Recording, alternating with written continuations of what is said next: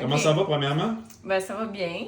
Ça fait combien de temps que tu es sur ton premier protocole qu'on t'a suggéré de faire? Ça doit faire 2 semaines et demie environ. OK. Et on t'a mis sur plusieurs nutriments différents. Et comment est-ce qu'on en est venu à suggérer ces suppléments-là? Pour différentes raisons.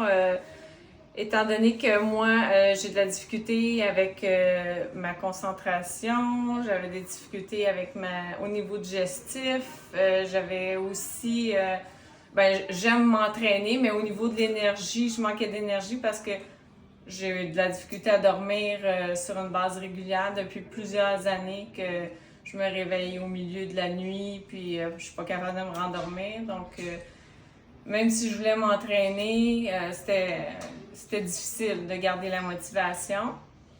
Mais dans le fond, ce que je voulais dire, c'est qu'on t'a rempli un questionnaire de 436 questions au départ. Oui. Puis à travers ce questionnaire-là, ça nous a permis de cibler certains éléments qu'on voulait optimiser par rapport à ta santé globale, right? Oui, c'est ça. Et là, tu viens de me parler de quelque chose d'assez cool, puis on va cibler cette conversation-là là-dessus. C'est quoi qu'on vient de parler? Ma concentration. Vas-y. Depuis mon tout jeune âge, on me dit que je suis une fille qui est lunatique, pas concentrée.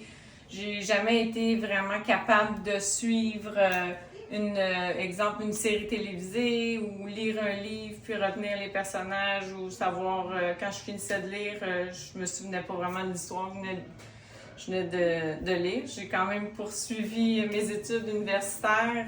Je suis aujourd'hui enseignante, donc je suis capable de trouver des élèves qui ont de la difficulté au niveau de la concentration dans ma classe. Puis tout ce que j'entendais dire, c'était médication. C'est la seule solution pour les élèves qui ont un trouble... déficit d'attention. Un déficit d'attention. Mm-hmm. Dans mon bulletin, moi, au primaire, sans gêne, je peux dire aujourd'hui, j'avais un E en savoir écouter parce qu'à l'époque, c'était dans les bulletins, c'était savoir écouter, savoir lire.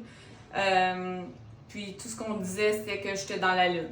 Donc, cette semaine, pour la première fois, ça m'a vraiment comme flashé. J'étais en train d'écouter une série, puis assez compliquée parce que c'est une enquête policière, il y a plusieurs personnages. Puis après 3 épisodes, puis je me souviens d'avoir essayé de l'écouter cette série-là il y a 2 ans, puis j'avais décroché complètement. Puis là, je suis rendue au 3e épisode, je me rends compte que mon intérêt est là, je me souviens des personnages. Donc, je disais, c'est pas un miracle, là. C'est probablement les suppléments que tu prends en ce moment. Oui. Puis, autre chose au niveau du sommeil. Ça fait plusieurs années que j'associe ça aussi à la ménopause. Mes réveils nocturnes, on me disait toujours c'est normal, tu te réveilles à 3h du matin, tu te rendors pas, toutes les femmes ménopausées, c'est ça. Mais là, j'ai recommencé à dormir et je savoure le moment. Quand je me réveille le matin, je n'en reviens juste pas. Quand je regarde mon cadran, il est 6h, je dis j'ai passé à travers une nuit, j'ai fait 8 heures sans arrêt. Donc, et tu vas te sentir bien. Non, c'est une grosse différence dans ma vie. Ben oui. Ton énergie, est-ce qu'elle est rendue meilleure? Ben oui. Ben oui. J'ai toujours le goût de bouger. Là. Je suis capable de m'entraîner 5 fois semaine, puis j'ai le goût d'en faire plus. Hein. Donc, au niveau de mon travail aussi, c'est bénéfique.